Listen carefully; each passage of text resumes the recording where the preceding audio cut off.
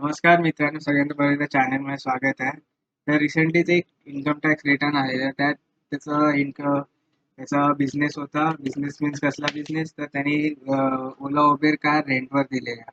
तर बेसिकली मग ओला Uber car रेंटवर दिल्यानंतर ते इन्कम टॅक्समध्ये कसं फाईल करू शकतात. तो ह्याच गोष्टीवर मी जरा गुगल केलं, म्हणजे जस्ट ह्याच गोष्टीवर मग मी व्हिडिओ बनवायला डिसाईड केलं.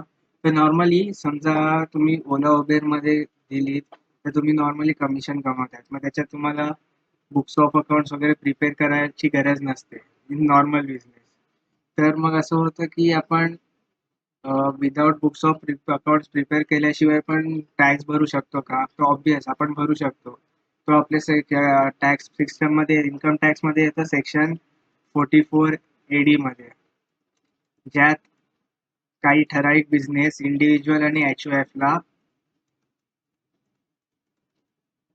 एच-यू-एफला त्यांच्या टोटल टर्नओव्हरच्या 8% टॅक्स हा गव्हर्नमेंटला पे करायचा असतो. मग ते बुक्स ऑफ अकाउंट्स त्यांनी नाही प्रिपेअर केलं तरी चालतं. बट त्याच्यातही काही म्हणजे म्हणतात की एक्सेप्शन्स आहेत. त्याच्यात ही एक एक्सेप्शन येते. म्हणजेच जे आता इन्कम ओला उबेर रेंटवर दिली, तर म्हणजेच काय की ती कमिशन कमवत आहे. सो सेक्शन 44 AE मध्ये असं सांगितलं आहे की इन्कम फ्रॉम कमिशन असतील, इन्कम फ्रॉम कमिशन हे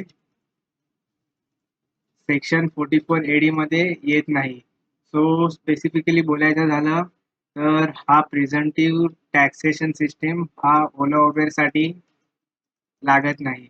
तर त्याच्यासाठी आता मग म्हणजे काय, याचा अर्थ काय की ओला उबेर ज्यांची इन्कम थ्रू कमिशन थ्रू ओला उबेर कमवत आहेत, त्यांना बुक्स ऑफ अकाउंट्स हे कंपल्सरी प्रिपेअर करावे लागणार. तर हाच एक मोठा मुद्दा येतो की भरपूर जणांना डाऊट असतो की इन्कम आम्ही प्रिझम्पटिव्ह मध्ये येऊ शकतो का? तर ओला इन्कम फ्रॉम कमिशन हे प्रिझम्पटिव्ह मध्ये नाही येत. सो हेन्स ओला उबेरवाले ज्यांचं कमिशन असतं, त्यांना बुक्स ऑफ अकाउंटचे प्रिपेअर करावेच लागतात. बट ऑन द बेसिस जे ड्रायव्हर असतात, आता फक्त ड्रायव्हर म्हणजे मी समजा की मी कार माझी भाड्याने लावली आहे आणि त्याच्यात मी एक ड्रायव्हर ठेवला आहे. तर तो ड्रायव्हर आहे, तो सॅलरी घेतो. तर हा ड्रायव्हरच्या इंडिव्हिज्युअलमध्ये ते सॅलरीमध्ये जातं. हा बिझनेसमध्ये येणार नाही. तर हा पण कोणाला डाऊट नसला पाहिजे. असेल तर क्लिअर झाला. तर याच्यानंतर आता प्रश्न असा येतो की आता बुक्स ऑफ अकाउंट्स प्रिपेअर करायचे आहेत. तर आता बुक्स ऑफ अकाउंटमध्ये तर नॉर्मली आता तुमचं इन्कम फ्रॉम कमिशन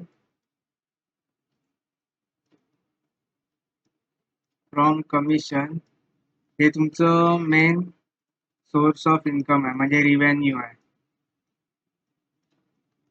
तर इकडे हा XYZ तुमचा रिव्हेन्यू आला असणार. तर आता ह्याच्यातनं आपण काय काय आपण मायनस करू शकतो. नॉर्मली आपल्याला ह्याच्यात डिडक्शन कशात कशात आपण काय काय घेऊ शकतो. तर एक आपण डिडक्शन घेऊ शकतो, ते म्हणजे interest on car loan. Car loan घेतलं असेल त्याच्या इंटरेस्टवर आपण मायनस करू शकतो आपल्या प्रॉफिटमधनं. त्याच्यानंतर आपले फ्युलचे वगैरे समजा एक्सपेन्सेस असतात ते मायनस करू शकतो. त्याच्यानंतर आपण म्हणजे ओला उबेरला जी फीस पे केली आहे ती मायनस करू शकतो. इथे आता बाजूला लिहायला लागतो. त्याच्यानंतर लायसन्स आता तुम्ही काढला असेल, लायसन्सची कॉस्ट असेल तर ती तुमची डिडक्ट होऊन जाईल. त्याच्यानंतर इन्शुरन्स प्रीमियम तुम्ही पे केला असेल गाडीसाठी, कारचा इन्शुरन्स प्रीमियम तो तुम्हाला डिडक्ट करता येईल. त्याच्यानंतर समजा तुम्ही ड्रायव्हर्स ठेवला आहे, त्याची सॅलरी ती पण तुम्ही मायनस करू शकता. तर ह्या गोष्टी तुम्ही मायनस करू शकता फ्रॉम तुमच्या इन्कम फ्रॉम रिव्हेन्यू. तुमचं इन्कम फ्रॉम कमिशन आहे त्याच्यात. तर ह्या गोष्टी जनरली तुम्ही मायनस करू शकता आणि तुम्ही तुमचा लॉसही कमी करा. म्हणजे टॅक्सवरनं आपला टोटल ॲग्रिगेट टर्नओव्हर असेल तो कमी होऊन जातो. सॉरी, ॲग्रिगेट इन्कम असेल, ग्रॉस इन्कम, ती आपली कमी होऊन जाते. तो ह्या गोष्टी कन्सिडर केल्या पाहिजे इन केस तुम्ही ओला उबेरच्या थ्रू इन्कम कमवत असाल. तर हेच मला ह्या व्हिडिओमध्ये सांगायचं होतं. धन्यवाद हा व्हिडिओ पूर्ण बघितला याच्यासाठी.